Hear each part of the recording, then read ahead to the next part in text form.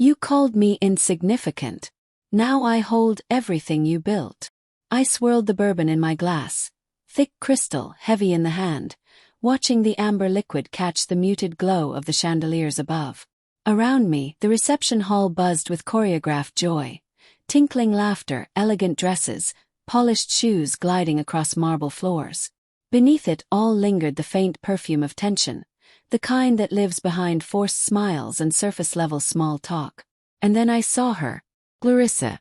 She stood radiant in the center of the room, laughter cascading from her lips like rehearsed music, the kind of laugh people practice in the mirror, sharp, deliberate, designed to dazzle. Her circle of polished friends clung to her every word, every gesture, sipping their wine like it came with status. Then her eyes found mine. They froze. Just for a beat.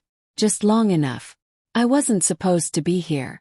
Her new husband, Mason, had sent the invitation himself, probably thinking I was just another distant colleague on the list, one of many faceless suits from the compliance office. He had no idea who I was. No clue of the storm buried under my calm exterior. Clarissa approached, the clack of her heels deliberate on the polished floor. "You're here," she hissed, her voice low and poisoned with annoyance. Didn't think office clerks made it onto guest lists this exclusive. Her entourage giggled, sipping their wine, eyes gleaming with superiority. I didn't flinch. I met her stare, calm and unshaken.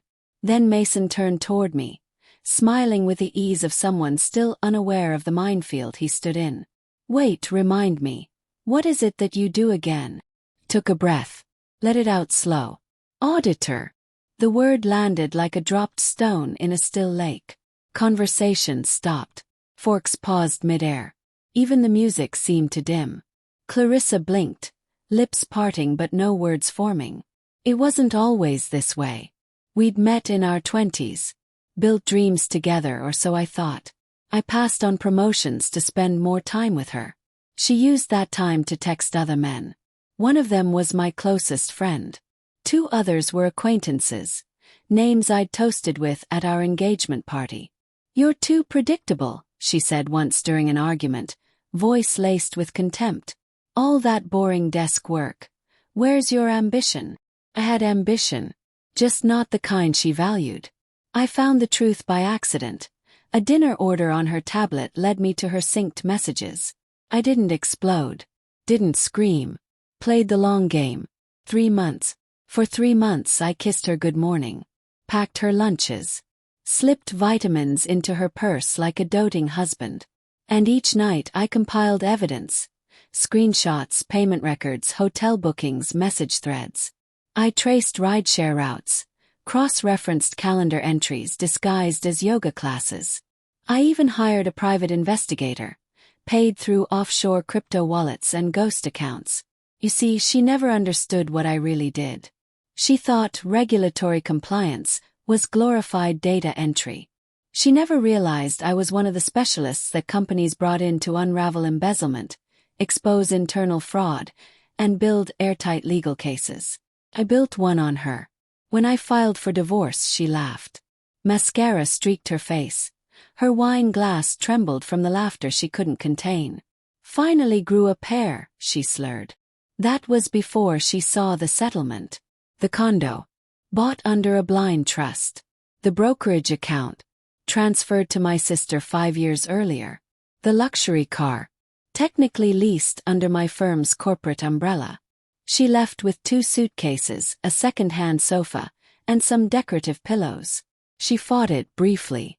Until her lawyer saw the post-nuptial agreement she'd signed, buried in refinance paperwork I'd prepped years ago. Her signatures were authentic. Her case. Unwinnable.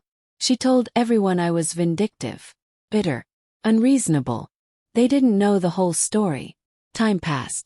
She remarried. This time to Mason, a rising tech entrepreneur cozying up to government contracts. His company needed someone with federal audit clearance. Guess who got assigned to their file? I never brought up our history in those meetings. Never so much as looked at her beyond professional necessity. I wore a navy tie she had gifted me once. A silent reminder. She kept quiet. Until tonight. Wait. Auditor.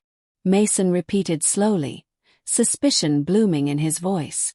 One of her friends, clearly rattled, clutched her pearls like we'd entered a courtroom. I thought you were just a paper pusher, she muttered. I am, I said, sipping my bourbon. Except my focus is forensic accounting, financial misconduct, identity laundering, conflict of interest, especially when it comes to federal contract violations. The silence thickened. Her husband turned toward her, the realization starting to crack his expression. You two knew each other. I looked him square in the eye. We were married. The wine glasses froze midair. Some trembled.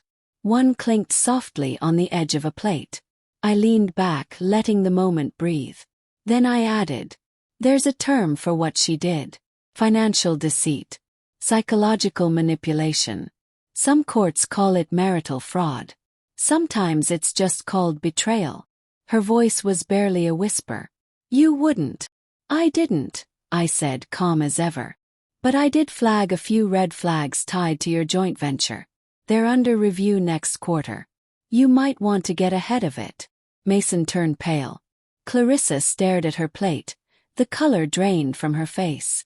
Why are you doing this? She murmured. I leaned in close, just enough for only her to hear. Because you called me insignificant. A cog in the machine. But cogs, when they turn the right way, shift everything. I stood and addressed the table. I should go. Early meetings. Systems to audit. Lives to repair. And with that I walked away, the silence trailing behind me like a shadow too stunned to move. That night, standing on my apartment balcony, the city below flickering like static, I didn't feel victorious. Not really. Because revenge isn't sweet. It's precise. Like peeling away rot with a scalpel. Clean. Cold. Clinical. She thought I was boring. Harmless. But I never needed to fight with fire. I just waited for her to forget what I do best. I find what's hidden. And when I'm done, there's nothing left to salvage.